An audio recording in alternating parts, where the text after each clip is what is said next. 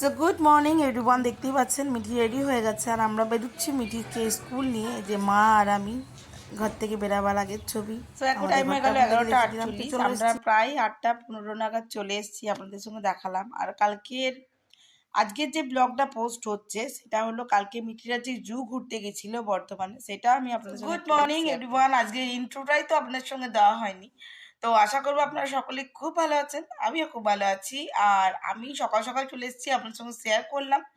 আমরা গেছিলাম সেই কালকে, আর কালকে মানে আজকে যে ব্লগটা পোস্ট হচ্ছে থার্সডেতে, সেটা হলো কি যে কালকে মিঠি স্কুল থেকে গেছিল বর্ধমান জু। সেটা post office Andal post office মোড় থেকে বাসটা ছাড়া হয়েছিল। দুখানা বড় এসবিএসটিসি গেছিল আর একটা মিডিয়াম গাড়ি গেছিল। তো 3টে গাড়ি গেছিল টোটাল, আর 4টে 4:30-র মধ্যে ওরা রিটার্ন এসেছিল। আমি আর মা গিয়ে আবার মিঠিকে ওখান থেকে পিক আপ করে নিয়ে আসলাম।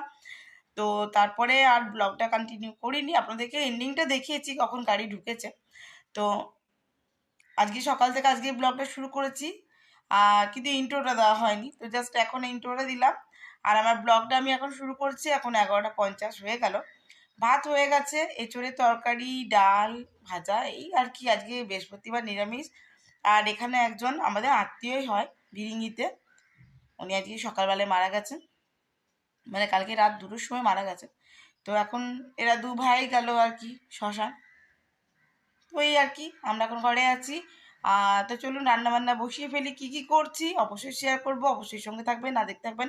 কালকে পরশু ব্লগ হয়তো আবার দিদিকে দেখতে পাবেন, দিদি আসবে, ওর প্র্যাকটিসের কাজগুলো আমি অবশ্যই আপনার সঙ্গে শেয়ার করব। আমার দুপুরের লাঞ্চ নিয়ে আমি চলে এসেছি। তো চলুন ঝটপট দেখায় আজকে দুপুরের লাঞ্চে কি কি আছে। আজকে বৃহস্পতিবার, মুগের ডাল গোটা জিরে দিয়ে ফোড়ন দিয়েছি, আর দিয়েছি কিছু ধনেপাতা, দেখেই বুঝতে পারছেন।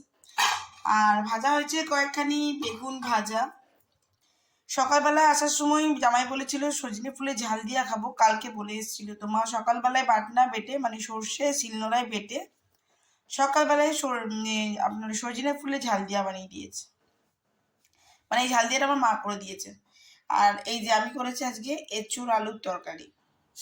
তো এই হলো আমাদের আজকে দুপুরের লাঞ্চ। তো চলুন ঝটপট আজকে আপনার সঙ্গে শেয়ার করে নিলাম। তো অবশ্যই সঙ্গে থাকবেন, না দেখতে থাকবেন, আমি আজকের ব্লগটা অবশ্যই কন্টিনিউ করবো। এখন টাইম 7টা 20। তো চলো আমরা এখন খাবো চা। আর এই কার্ডটা দেখো মিঠি বানিয়েছে, কেমন লাগছে অবশ্যই জানিও। এটা বানিয়েছে একটা বার্থডে কার্ড। আর আমরা এখন খাবো চা। মিঠি টিফিন করে নিচ্ছে ব্রেড স্যান্ডউইচ। তো আমি এখানে আপাতত চা বসিয়ে দিয়েছি, চা হয়েই গেছে প্রায়। তো এবার আমরা চলো চাটা খেয়ে ফেলি, তারপর দেখি কি করা যায়। অবশ্যই সঙ্গে দেখো আর দেখতে দেখো। সো হ্যালো বন্ধুরা, কালকের ব্লগটা আমার শেষ পর্যন্ত এন্ডিংটা করা হয়নি, ব্লগটা শেষ করিনি, ভুলে গেছিলাম।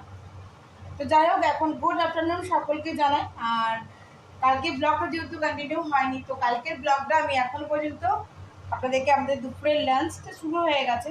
সকালে আজকে মিঠি স্কুল যায়নি, কারণ রেগুলারের মতন 28 তারিখে যেহেতু পরীক্ষা, তো সেরকম ক্লাস তো হচ্ছে না, তার জন্য আমি আজকে স্কুল পাঠাইনি।